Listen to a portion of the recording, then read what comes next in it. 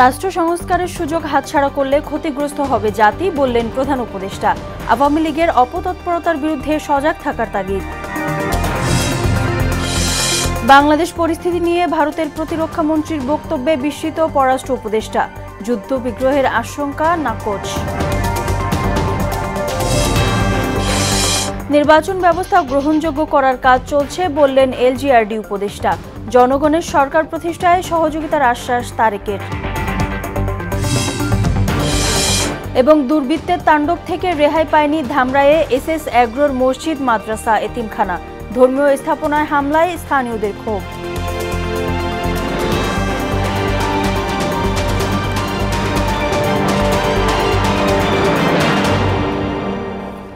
আসসালামু আলাইকুম, সবাইকে মোহনা সংবাদে স্বাগত। শুনছিলেন শিরোনাম, সঙ্গে আছি নাদিয়া নাহিদ। এবার বিস্তারিত। ক্ষমতাচ্যুত আওয়ামী লীগের নেতাকর্মীরা বসে থাকবে না মন্তব্য করে রাষ্ট্র সংস্কারের সুযোগ হাতছাড়া না করতে সবার প্রতি আহ্বান জানিয়েছেন অন্তর্বর্তী সরকারের প্রধান উপদেষ্টা ডক্টর মোহাম্মদ ইউনূস। দুপুরে নিজ কার্যালয়ে শিক্ষার্থীদের সঙ্গে মতবিনিময়ে তিনি বলেন, নতুন বাংলাদেশ বিনির্মাণে যে কাজ শুরু হয়েছে তা শেষ না করে সেখান থেকে বের হওয়া যাবে না। এই সুযোগ হাতছাড়া করলে সর্বনাশ হবে উল্লেখ করে ডক্টর ইউনূস বলেন, বাংলাদেশকে সম্মানিত রাষ্ট্রে পরিণত করতে হবে। নাসিরউদ্দিনের রিপোর্ট।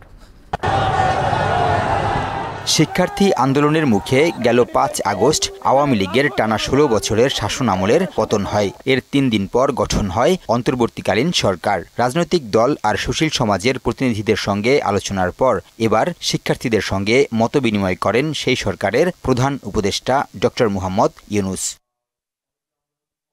মেধার মূল্যায়ন এবং আইনি কাঠামো সংস্কার সহ বিভিন্ন প্রস্তাবনা তুলে ধরেন শিক্ষার্থীরা। প্রতি বছর ভার্সিটি থেকে মেধাবীরা দেশ থেকে ছেড়ে বিদেশে পাড়ি জমাচ্ছে, বিদেশে ওদের লাইফস্টাইলটা ক্রিয়েট করতেছে। আমার কাছে মনে হয় হাজার হাজার কোটি টাকা পাচার থেকে মেধা পাচার আরো বেশি ভয়ঙ্কর। যখন একটা ছাত্র একজন শিক্ষক ক্লাসে পাঠদান দিতে আসবে, সে শুধুই থাকবে শিক্ষক, সে শুধুই ছাত্র। কোনো ট্যাগধারী ছাত্র এবং শিক্ষককে আমরা ক্যাম্পাসে দেখতে চাই না। ধর্মকে ব্যবহার করে যে রাজনৈতিক ব্যাপার, সেটাকে বন্ধ করতে হবে। ডক্টর ইউনূস বলেন, হাসপাতালগুলোতে আহতদের দেখলে কষ্ট হয়। শিক্ষার্থী আন্দোলনে যারা শহীদ হয়েছেন তাদের স্বপ্ন বৃথা যাবে না, এটাই প্রতিজ্ঞা। যে স্বপ্নের জন্য যারা প্রাণ দিয়েছে সেই স্বপ্নকে আমরা বাস্তবায়ন করবই। এটার থেকে আমাদের বেরিয়ে যাবার কোনো উপায় নেই। আমাদের প্রতিজ্ঞা রইল, আমরা এটা করব। বাংলাদেশ জন্মের পর থেকে রাষ্ট্র গঠনের এমন সুযোগ আসেনি উল্লেখ করে তিনি বলেন, সুযোগ হাতছাড়া হলে দেশের আর ভবিষ্যৎ থাকবে না। তারা কি চুপচাপ বসে থাকবে? মোটেই না। খুব চেষ্টা করবে আবার তোমাদেরকে দুঃস্বপ্নের মধ্যে যাতে ঢুকিয়ে দেওয়া যায়। কাজে যে কাজ শুরু করেছো, এই কাজ সমাপ্ত না হওয়া পর্যন্ত এর থেকে বেরিয়ে যেও না। বাংলাদেশের জন্ম থেকে আজ পর্যন্ত এই সুযোগ আর আসে নাই, যে সুযোগ তোমরা আমাদের হাতে তুলে দেবে। এই সুযোগ যেন হাতছাড়া না হয়। এই সুযোগ হাতছাড়া হলে বাংলাদেশের আর কোনো ভবিষ্যৎ থাকবে না। শিক্ষার্থীদের চিন্তা সঠিক ও স্বচ্ছ। এই চিন্তা বাস্তবায়নই অন্তর্বর্তী সরকারের প্রধান কাজ। তবে ভুল করেও কোথাও সীমা অতিক্রম করলে সঙ্গে সঙ্গে জানানোর আহ্বান জানান প্রধান উপদেষ্টা ডক্টর মোহাম্মদ ইউনূস। এটাই নতুন বাংলাদেশের মাধ্যমে নতুন পৃথিবীর সূত্রপাত করছো তোমরা ইতিহাস। নাসিরউদ্দিন, মোহনা সংবাদ, ঢাকা।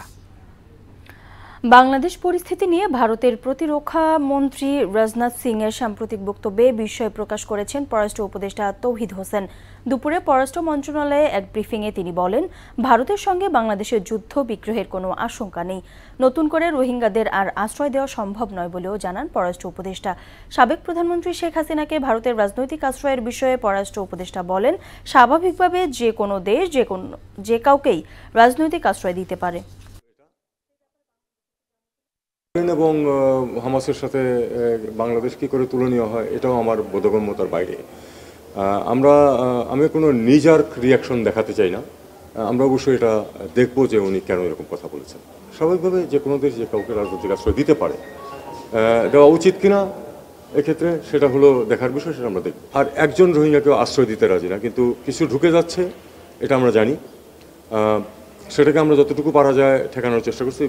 বিজিবি যেটা করছে সেটা হলো যে প্রতিদিনই কিন্তু পুশব্যাক করছে। নির্বাচনী ব্যবস্থাকে গ্রহণযোগ্য করতে কাজ চলছে বলে জানিয়েছেন স্থানীয় সরকার, পল্লী উন্নয়ন ও সমবায় উপদেষ্টা এএফ হাসান আরিফ। বলেন, তত্ত্বাবধায়ক সরকার ব্যবস্থায় ফিরিয়ে আনা হবে কিনা বা আগামী জাতীয় নির্বাচন কবে হবে এটি ছাত্র জনতা ঠিক করবে। সচিবালয়ে ডেঙ্গু নিয়ে বৈঠক শেষে গণমাধ্যমকে তিনি এসব কথা বলেন। হাসান আরিফ বলেন, সংবিধানের মধ্যে থেকে জিম্মি করে ক্ষমতাচ্যুত আওয়ামী লীগ সরকার মানুষকে দমন করেছে। সংবিধান নতুন করে লেখা হবে, বাতিল করা হবে নাকি সংশোধন করা হবে তাও ছাত্র জনতার মতামতের উপর নির্ভর করবে। ছাত্র জনতা, শ্রমিক, তাদের যে গণ অভ্যুত্থান, ওরাই হচ্ছে মূল মালিক আজকে দেশে। তাদের দাবি হচ্ছে সংস্কার, এবং তারা যেসব জায়গায় দাবি করছে সেই সব জায়গাতেই, সেই সব ক্ষেত্রেই তো দেখা যাচ্ছে সর্বক্ষেত্রেই এই সংস্কারের প্রয়োজন। সংস্কার এটি চলমান প্রক্রিয়া। 15-16 বছর হয়তো এটা স্তব্ধ হয়েছিল। সুতরাং আজকে 15 দিনে বা 15 ঘন্টায়, 15 দিনে, 15 সপ্তাহে যেটা অর্জিত হয়ে যাবে 15 বছরের জঞ্জাল, সেটা স্বাভাবিক নয়। জনগণের সরকার প্রতিষ্ঠায় বিএনপির লাখ লাখ নেতাকর্মী গুম, খুন ও মামলা হামলার শিকার হয়েছেন উল্লেখ করে তা প্রতিষ্ঠিত না হওয়া পর্যন্ত বিএনপির আন্দোলন চলবে বলে জানালেন দলের ভারপ্রাপ্ত চেয়ারম্যান তারেক রহমান। বিকেলে সাতক্ষীরার কলারওয়া ফুটবল মাঠে উপজেলা ও পৌর বিএনপি আয়োজিত সমাবেশে ভার্চুয়ালি যুক্ত হয়ে প্রধান অতিথির বক্তব্যে তিনি কথা বলেন। এ সময় তারেক রহমান সাতক্ষীরার আম, চিংড়ি ও সুন্দরবনের কথা উল্লেখ করে এসব পণ্য উৎপাদন ও সংরক্ষণের মাধ্যমে বেকার যুবকদের কর্মসংস্থান গড়ে তোলার উদ্যোগ গ্রহণের কথাও জানান। আরো বিরোধী দল তাদের নেতা কর্মীদেরকে তারা কিভাবে অত্যাচার নির্যাতিত করেছিল, যে ষড়যন্ত্র দেশের ভেতরে ছিল, যে ষড়যন্ত্র দেশের বাইরে ছিল, তাদের সেই ষড়যন্ত্র এখন অব্যাহত আছে। তারা কোনোভাবেই চায় না এই দেশের মানুষ তাদের গণতান্ত্রিক অধিকার ফিরে পাক। প্রত্যেকটি অঞ্চলের যে সম্ভাবনা আছে কাজে লাগিয়ে দেশের মানুষের জীবন জীবিকার উন্নয়ন করা, সেই সম্ভাবনাগুলোকে কাজে লাগিয়ে দেশকে সামনে এগিয়ে নিয়ে যাওয়া। দেশকে এগিয়ে নিতে জাতীয় ঐক্যের বিকল্প নেই বলে মনে করেন বিএনপির স্থায়ী কমিটির সদস্য আমির খসরু মাহমুদ চৌধুরী। রাষ্ট্র সংস্কারে ঐক্যবদ্ধভাবে অন্তর্বর্তীকালীন সরকারকে সহায়তা করা জরুরি বলেও মনে করেন তিনি। আর সরকারকে কোটা আন্দোলনে হতাহতদের দায়িত্ব নেওয়ার তাগিদ দিলেন বিভিন্ন দলের নেতারা। সুরায়া মন্ডি রিপোর্ট। অন্তর্বর্তী সরকারের 1 মাস পূর্তি উপলক্ষে ঢাকা রিপোর্টার্স ইউনিটিতে আলোচনা সভার আয়োজন করে এবি পার্টি। এতে যোগ দেন গণফোরাম, ওয়ার্কার্স পার্টি, নাগরিক ঐক্য সহ বেশ কয়েকটি দলের নেতারা। এতে সরকারকে আন্দোলনে আহতদের চিকিৎসা ও নিহতদের পরিবারের দায়িত্ব নেওয়ার তাগিদ দেন বক্তারা। সরকারের সমস্ত শক্তি দিয়ে এই আহত লড়াকু যোদ্ধাদের পাশে দাঁড়ানো, তাদের চিকিৎসার সমস্ত দায়িত্ব গ্রহণ করা। ন্যায় বিচারের স্বার্থে গুম, খুন সহ সব অপরাধের বিচারের দাবিও জানান তারা। 30 দিনে আপনারা কি কি গুরুত্বপূর্ণ পদক্ষেপ গ্রহণ করবেন, কি কি সংস্কারগুলো করবেন, আপনাদের টেনিয়রে পরিষ্কার করে কথাগুলো বলা দরকার। এই পুলিশ দিয়ে তো ভোট করা যাবে না। কেবলমাত্র আইজির জায়গায় একটা আইজি বসলো, কিছু ঊর্ধ্বতন কর্মকর্তার জায়গায় আপনি বদলি করে একটা দুটো ভালো লোকও দিলেন, সেটা কিন্তু জনবান্ধব কোনো পুলিশ প্রশাসন তৈরি করবে না। সভায় দেশ সংস্কারে অন্তর্বর্তী সরকারকে জাতীয় ঐক্যের মাধ্যমে সহায়তা করা প্রয়োজন বলে জানান বিএনপির স্থায়ী কমিটির সদস্য আমির খসরু মাহমুদ চৌধুরী।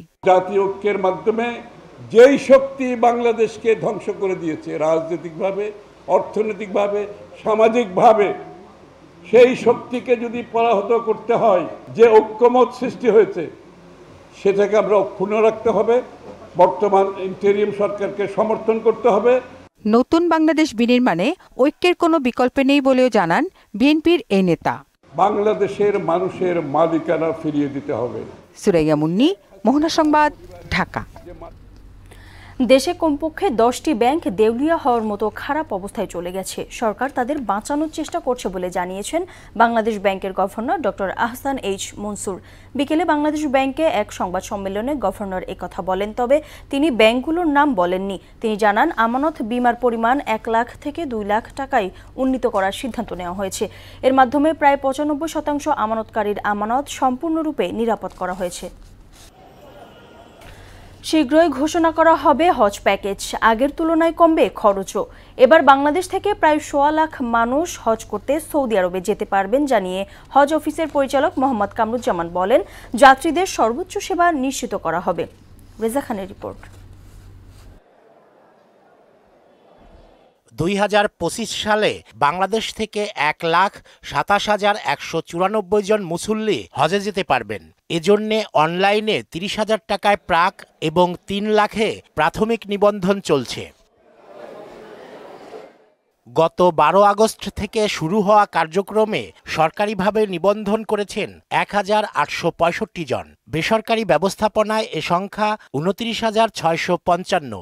সব মিলিয়ে মোট নিবন্ধন করেছেন 31,520 জন। আমরা চেষ্টা করছি যে খুব দ্রুত এটা মন্ত্রণালয় থেকে সৌদি আরবের সাথে, বিশেষ করে আমাদের কাউন্সিলর হজ মহোদয় মক্কাতে আছেন, মানে তারা এটা আলোচনা করে যত দ্রুত সম্ভব আমাদের উপদেষ্টা মহোদয় তারা এই নিবন্ধনের বা প্রাক নিবন্ধনের সাথে সাথে প্যাকেজের বিষয়টি সর্বোচ্চ অগ্রাধিকারের ভিত্তিতে যত দ্রুত তার সাথে ঘোষণা করার জন্য চেষ্টা করছে। রবিবার সকাল থেকে দুপুর 12টা পর্যন্ত সরকারিভাবে হজে যেতে প্রাথমিক নিবন্ধন করেছেন 7 জন। একই সময়ে বেসরকারি নিবন্ধনের জন্য আবেদন করেননি কেউ। হজ অফিসের পরিচালক মোহাম্মদ কামারুজ্জামান জানান, চলতি মাসের প্রথম 7 দিনে প্রাথমিক নিবন্ধন করেছেন 135 জন। এর মধ্যে সরকারি মাধ্যমে 128, বাকিরা বেসরকারি ব্যবস্থাপনায়। সর্বোচ্চ খরচ যেভাবে কমানো সম্ভব সেটা আমরা চেষ্টা করছি। আমরা আশা করছি যে খরচ ইনশাল্লাহ কমে আসবে। প্রাক নিবন্ধন কম হলেও আগামী বছর বাংলাদেশ থেকে হজ কোটা 100% পূরণ হবে বলে মনে করছেন তিনি। যদি আল্লাহ তৌফিক দেন, আমাদের হজ যাত্রীদের বাংলাদেশে যে কোটাটি এটা ইনশাল্লাহ পূরণ হবে। রেজা খান, মোহনা সংবাদ, ঢাকা। চলতি মাস থেকে সপ্তাহে 7 দিনই চলবে মেট্রো রেল। এরই মধ্যে শেষ হয়েছে কর্মকর্তা কর্মচারীদের রোটা সহ যাবতীয় প্রস্তুতি। সবকিছু ঠিক থাকলে আগামী 20 সেপ্টেম্বরের মধ্যেই নতুন সিদ্ধান্ত কার্যকর করবে ডিএমটিসিএল। কর্তৃপক্ষের এমন সিদ্ধান্তে উচ্ছ্বাসিত নগরবাসী। নাসিমুল বাড়ি, সৌরভের প্রতিবেদন। ডিএমটিসিএল এর হিসেবে প্রতিদিন প্রায় 3.25 লাখ যাত্রী মেট্রো রেলে যাতায়াত করে থাকেন। সড়ক পথে উত্তরা মতিঝিল যাতায়াতে যেখানে সময় লাগে 2 থেকে 2.5 ঘন্টা, সেখানে মেট্রোতে লাগে মাত্র 30 মিনিট। তাই খরচ বেশি হলেও স্বস্তির যাত্রায় মেট্রোকেই যাতায়াতের ক্যালেন্ডারে অগ্রাধিকার দিয়েছেন যাত্রীরা। গাদাগাদি ভিড় হলেও শীতল পরিবেশে ফুরফুরে মেজাজে ভ্রমণ ভুলিয়ে দেয় সব অনুযোগ। জনবল সংকট সহ নানা কারণে এতদিন মেট্রো রেলে সাপ্তাহিক ছুটি রাখা হয় শুক্রবার। তবে সম্প্রতি ঘোষণা আসে সপ্তাহের 7 দিনই চলবে মেট্রো রেল। এতে যাত্রীরাও বেশ খুশি। শুক্রবার আপনার অনেকের উইকেন্ডস থাকে, তো সেই ক্ষেত্রে আপনার ঢাকা শহর অনেক যানজট থাকে, কিন্তু মিরপুর থেকে আপনার সচিবালয় যাবে, কেউ মিরপুর থেকে রমনায় যাবে, তো সেই ক্ষেত্রে মেট্রো রেল যদি চলে অলওয়েজ ওভারঅল মানে ভালো। বাসে অনেক কষ্ট করে যেতে হয়। এখন শুক্রবারে যখন আমাদের বর্তমান প্রধান উপদেষ্টা যখন এই উদ্যোগটা নিচ্ছে, অনেক ধন্যবাদ থাকে। মেট্রো রেল চললে অবশ্যই আমরা সঠিক টাইমে পরীক্ষা কেন্দ্রে পৌঁছাবো বলে মনে করি। কর্তৃপক্ষ বলছে যেটুকু জটিলতা আছে তা কাটিয়ে শুক্রবারও মেট্রো রেল চালানো সম্ভব হবে আগামী 20 সেপ্টেম্বরের মধ্যে। কেননা চলাচল শুরুর পর হুট করে বন্ধ করে দিলে যাত্রীরা বিপাকে পড়বেন। 20 সেপ্টেম্বরের আগেই কর্মকর্তা কর্মচারীদের ডিউটি রোটা ঠিক করা হবে বলেও মেট্রো রেলের তরফে জানানো হয়েছে। দীর্ঘ আন্দোলনের সময় যখন মেট্রো রেল বন্ধ ছিল তখন জনদুর্ভোগের মাত্রা বাড়ছিল। তবে 38 দিন পর যখন মেট্রো স্টেশন বা মেট্রো রেল খোলা হলো তখন জনদুর্ভোগের মাত্রা কমতে শুরু করে। আর এখন আরও স্বস্তির বিষয় এই যে শুক্রবারেও চলবে মেট্রো রেল, যা জনমনে বা জনসাধারণে বাড়তি সুবিধা বয়ে আনবে। নাসিমুল বাড়ি, সৌরভ, মোহনা টেলিভিশন, ঢাকা। ধামরাইয়ের এসএস অ্যাগ্রো কমপ্লেক্সে লুটতরাজের পর এবার সেখানকার মসজিদ, মাদ্রাসা, এতিমখানাকে টার্গেট করেছে দুর্বৃত্তরা। এরই মধ্যে বন্ধ হয়ে গেছে প্রতিষ্ঠানগুলোর কার্যক্রম। শনিবার রাতে নতুন করে মসজিদে হামলা চালায় দুর্বৃত্তরা। এতে ক্ষুব্ধ স্থানীয়রা। তারা বলেছে মসজিদ সহ সকল সম্পত্তির সুরক্ষা দেবে এলাকাবাসী। মনু ইসলামের রিপোর্ট। আমি একটা মুসলমান ভাই, আমি ভাই কি কম মসজিদের ভিতরে চাপাটি না ঢুকে ভাই, আমার ভাই আমার এখন আত্মহত্যা করতে মন চাইতেছে। মুসলিম উম্মার আবেগ মসজিদের মালামাল লুট হওয়ায় এভাবেই কান্নায় ভেঙে পড়েন ধামরাইয়ের বরাকর গ্রামের বাসিন্দা মনির হোসেন। এই মসজিদটিতেই আদায় করতেন নামাজ। পাশের মাদ্রাসায় পড়তেন তারই গ্রামের কয়েকশো শিশু। তবে এখন আর এসব সহ্য করবেন না তিনি। মসজিদে কারো চোখ পড়লেই গ্রামবাসীকে নিয়ে তা প্রতিহত করার হুঁশিয়ারি দেন মনির হোসেন। এটা যে দিছে আলহাজ কামাল আহমদ মজুমদার, এটা জনগণের ডাইকা নিয়ে মুক্ত হস্তে দান করে দিছে। এখানে এতিমখানা ছিল, অনেক লোকজন পড়াশোনা করত। আজকে দেশের যে অবস্থা দেখেন, মসজিদ পর্যন্ত আক্রমণ করছে। মসজিদের দাঁতের কাঁচাপাটি আবিজাবি নিয়ে হুজুরগড়ে পর্যন্ত গলায় দাও ঠেকা মসজিদে লোড করছে। একটা মসজিদে ভাই আমি কিছু করতে পারতাছি না। জনগণ কি বাংলাদেশের আমি প্রত্যেকটা মানুষের কাছে চাই যে একটা মসজিদ ভাই, এই মসজিদে কেন আক্রমণ হয়? আমি ভাই লজ্জিত ভাই, আমি একটা মুসলমান হয়ে আমি এই মসজিদটা রক্ষা করতে পারতেছি না। আমি চাই বাংলাদেশের সবাই আইসা আমাদের মসজিদটা রক্ষা করুক। কে দল করে, কে আওয়ামী লীগ করে, বিএনপি করে, এগুলো ভাই আমাকে দরকার নাই ভাই। আমরা এই প্রতিষ্ঠানটা রক্ষা করতে চাই। যদি আমাদের মৃত্যু হয় আমি কালকে নাও বাঁচতে পারি, কারণ এখন যে পরিস্থিতি ভাই, মানুষ কুত্তার চেয়ে খারাপ হয়ে গেছে ভাই। ধামরাইয়ের এসএস এগ্রোর সর্বস্ব লুটের পর শনিবার রাতে আলহাজ জিয়াউদ্দিন মজুমদার জামে মসজিদ ও মাদ্রাসায় ঢুকে ইমাম খাদেমদের জিম্মি করে লুটপাট চালায় দুর্বৃত্তরা। দেখা গেলে আপনি এই জায়গায় থাকেন, বেশি সমস্যা করলে আওয়াজ করলে আপনাদের সমস্যা হবে। এ বিভাগে ভয়ভীতি দিয়ে আমাদের আলাদা সরাই রেখে মসজিদ থেকে ব্যাটারি সবগুলো বের করে নিয়ে গেছে। 5টা ব্যাটারি টাইপিএস নিয়ে গেছে। এর আগে লুট করে এতিম শিশুদের রান্নার হাঁড়ি পাতিল সহ এতিমখানার যাবতীয় মালামাল। এখন বর্তমানে কারেন্ট নাই, কারেন্টের যেখান থেকে কারেন্টটা আসছিল এখানে সেই ট্রান্সমিটারটাও নিয়ে গেছে। এতিমখানা যা ছিল এতিমখানা পুরো ভাঙ্গে চিনে রয়ে গেছে। 5 তারিখে রাত্র থেকেই এতিমখানা ভাঙ্গা শুরু হয়েছে। এই ঘটনায় চরম ক্ষুব্ধ স্থানীয় মুসল্লিরা। এর সঙ্গে জড়িতদের দৃষ্টান্তমূলক শাস্তিও দাবি করেন তারা। মসজিদ মাদ্রাসা যেটা আল্লাহর ঘর দর্জনের শিক্ষা প্রতিষ্ঠান, এটা আসলে যে ক্ষতিগ্রস্তগুলো করছে এগুলি ঠিক হয় না, যারা করে গেছে আর কি। তবে আমরা যতটুকু চেষ্টা করতেছি এটা রক্ষা করার জন্য। আমাদের এলাকার গণমানুষ তারাও আল্লাহর ঘরের সুরক্ষায় প্রয়োজনে যে কোনো পদক্ষেপ নেওয়ার কথাও জানান বরাকরের ধর্মপ্রাণ মুসল্লিরা। এদিকে এসএস এগ্রোর পুকুর থেকে মাছ ধরার মহোৎসব শুরু হয়েছে। বিশাল বিশাল পুকুর থেকে বিপুল সংখ্যক মাছ শিকার করছে দুর্বৃত্তরা। কাটা হচ্ছে বনায়নের হাজার হাজার গাছ। রাত নেই দিন নেই 24 ঘন্টায় কাটছে প্রকাণ্ড আকারের গাছ। খুলে নেওয়া হচ্ছে প্রকল্পের সীমানার বেড়াও। দেশ ও জাতির বৃহৎ স্বার্থে এসব লুটেরাদের চিহ্নিত করে অবিলম্বে আইনের আওতায় আনার দাবি জানিয়েছেন প্রকল্প সংশ্লিষ্টরা। মনিরুল ইসলাম, মোহনা সংবাদ, ঢাকা। ঢাকা দক্ষিণ সিটি কর্পোরেশনের সাবেক মেয়র শেখ ফজলে নূর তাপসের প্রভাবে ফুলবাড়িয়া সুপারমার্কেটের বিদ্যুৎ ওয়াসার বিল সহ 48 লাখ টাকা লোপাটের অভিযোগ করেছেন ব্যবসায়ীরা। সকালে ফুলবাড়িয়া সুপারমার্কেটে সংবাদ সম্মেলনে এসব অভিযোগ করেন তারা। স্বৈরাচার পতনের পরও নতুন করে তাপসের মদতপুষ্টরা ব্যবসায়ীদের হটিয়ে মার্কেট দখলের পায়তারাও করছে বলে অভিযোগ করেন ব্যবসায়ীরা। এমন পরিস্থিতিতে আইনশৃঙ্খলা রক্ষাকারী বাহিনীর সহযোগিতা চেয়েছেন তারা। ওটিটি ও ডিজিটাল কন্টেন্টের কাজের স্বীকৃতিস্বরূপ তৃতীয়বারের মতো শুরু হতে যাচ্ছে Blenders Choice The Daily Star OTT ও ডিজিটাল কন্টেন্ট অ্যাওয়ার্ডস। সিনেমা, নাটক, সঙ্গীত সহ 30টি ভিন্ন ভিন্ন ক্যাটাগরিতে ওটিটি ও ডিজিটাল প্ল্যাটফর্মের শিল্পী, নির্মাতা ও কলাকুশলীদের সম্মানিত করার উদ্দেশ্যে প্রতি বছর ধারাবাহিকভাবে এই পুরস্কারের আয়োজন করা হয় বলে জানান আয়োজকরা। শেষ করব মোহনা সংবাদ, যাবার আগে শিরোনামগুলো আরো একবার।